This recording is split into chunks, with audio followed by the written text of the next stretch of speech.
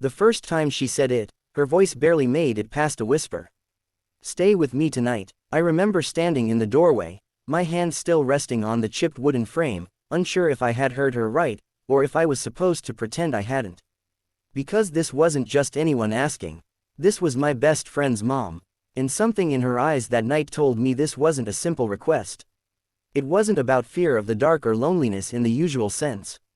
It was deeper, heavier, the kind of loneliness that fills every corner of a house until it starts echoing inside your chest. I should have left, but I didn't, and that decision changed both of our lives forever. Her name was Aisha, but I had always called her Auntie growing up. She was the kind of woman who made you feel at home even when you weren't. Warm smile, soft voice, always asking if you'd eaten, twice, just to be sure. Her son, Hassan, was my best friend since school. We were inseparable, same classes, same cricket matches, same late-night gaming sessions. His house had always been our second home. Until everything fell apart. Hassan left for Canada a year ago. Scholarship, big dreams, everyone celebrated, except Aisha. At first, it didn't seem obvious. She smiled at the airport, waved proudly, even told us all how strong she felt seeing her son chase his future. But some smiles, they're just carefully placed masks. After he left, I still visited sometimes. At least once a week. Mostly out of habit, sometimes out of guilt. The house changed. It wasn't loud anymore. No music blasting from Hassan's room. No arguments over whose turn it was to wash dishes. Just silence. Thick, suffocating silence. And Aisha, she started shrinking inside it. That night, I hadn't planned to stay. I had just dropped by after work to return something Hassan had asked me to send him. A few books, old photos, things that carried memories he didn't want to lose. Aisha opened the door slowly, like she wasn't expecting anyone. Oh, you came, she said, trying to sound normal. But her eyes looked tired.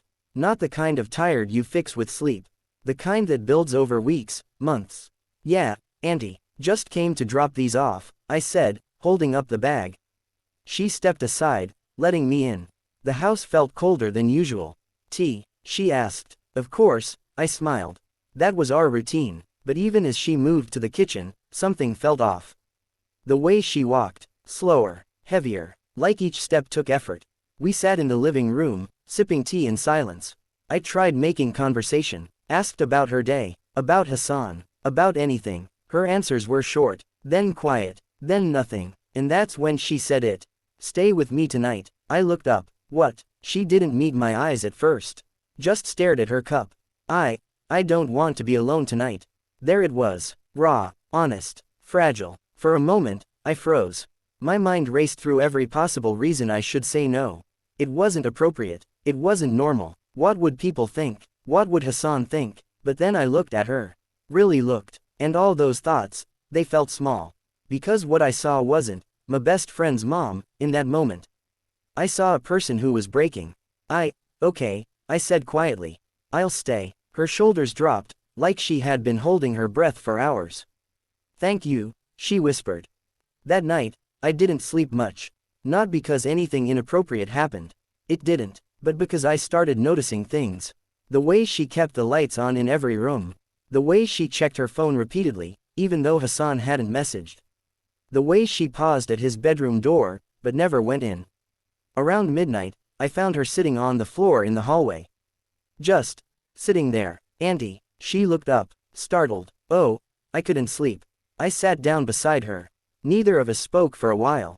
Then, out of nowhere, she said, "Do you think he's okay?" Hassan. Yeah, of course. He's doing great. He sounds happy, she said. Too happy. I frowned. Isn't that a good thing?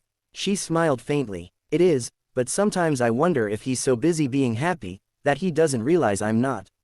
That hit me harder than I expected. I'm sure he misses you, I said. I know he does, she replied softly. But missing someone, and needing them, are different things. Silence settled again. Then she said something I'll never forget. I used to think being a mother meant giving everything to your child, and one day, they'd give some of it back. Her voice cracked. But no one tells you that one day, they'll leave, and you'll have nothing left for yourself. I didn't know what to say. So I said the only honest thing I could. You're not alone. She looked at me. And for the first time that night, she cried. Not loudly, not dramatically, just quiet tears, like they had been waiting for permission. I feel alone, she whispered. I hesitated for a second. Then I said it, you don't have to be anymore. That was the beginning, not of something strange, but of something human. I started visiting more often after that. At first, it was small things.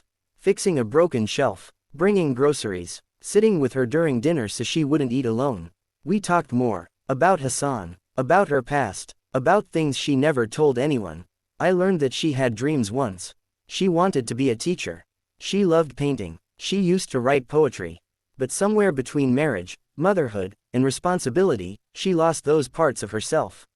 I don't even know who I am without being someone's mother, she admitted one day. Then maybe it's time to find out, I said. She laughed. At my age, why not? Something changed after that, slowly. She started cooking new recipes again. Not just the usual routine meals. She bought a small notebook. Started writing. At first, just a few lines. Then pages. Then, poems. One evening, she showed me one. It was about loneliness, but also about hope. You wrote this? I asked, genuinely impressed. She nodded, a little shy. It's beautiful, I said. And I meant it. That was the first time I saw her smile, not as a mask, but as herself. Of course, not everything was easy. People noticed. Neighbors talked. Some questioned why I was visiting so often. Others made assumptions. Even Hassan called one day, his voice uneasy. Bro, you've been going to my house a lot. Yeah, I said honestly. There was a pause. Is everything okay? I understood what he was really asking. Yeah, I said, everything's okay. She just needed someone around. Another pause. Then a softer voice. Thanks, man. That was it. No accusations. No drama. Just trust. And that meant everything. Months passed. Aisha changed. Not overnight, but steadily. She started going out more. Joined a local art class. Made a few friends. She laughed more. Talked more. Lived more. And one day, she said something that stayed with me. I don't feel empty anymore. I smiled. Good. She looked at me, eyes full of gratitude. You didn't save me, she said. You reminded me that I could save myself. I shook my head. You did all the hard work. Maybe, she said, but you stayed, when you didn't have to. That was true. I didn't have to, but I'm glad I did. The night Hassan came back, everything came full circle. He walked into the house, bags in hand, excitement on his face. Ami, she ran to him, hugging him tightly. I stood back, watching. For the first time in a long time, the house felt alive again. Later that evening, the three of us sat together, laughing like old times. Hassan looked around and said, something feels different. Aisha smiled. It is. He looked at her. You look happy. I am, she said. He glanced at me, then back at her. And in that moment, I think he understood. Not everything, but enough. That night, as I was leaving, Aisha walked me to the door. Just like she always used to. But this time, something was different. She wasn't asking me to stay. She didn't need to. Take care, she said. You too, I smiled. She paused for a second, then added softly. Thank you, for that night. I nodded. You're not alone anymore, I reminded her. She smiled. I know. Sometimes, the strongest thing you can do for someone, isn't fixing their problems. It's simply staying, listening, being there when they feel invisible. Because loneliness doesn't always come from being physically alone. Sometimes, it comes from feeling like no one sees you anymore.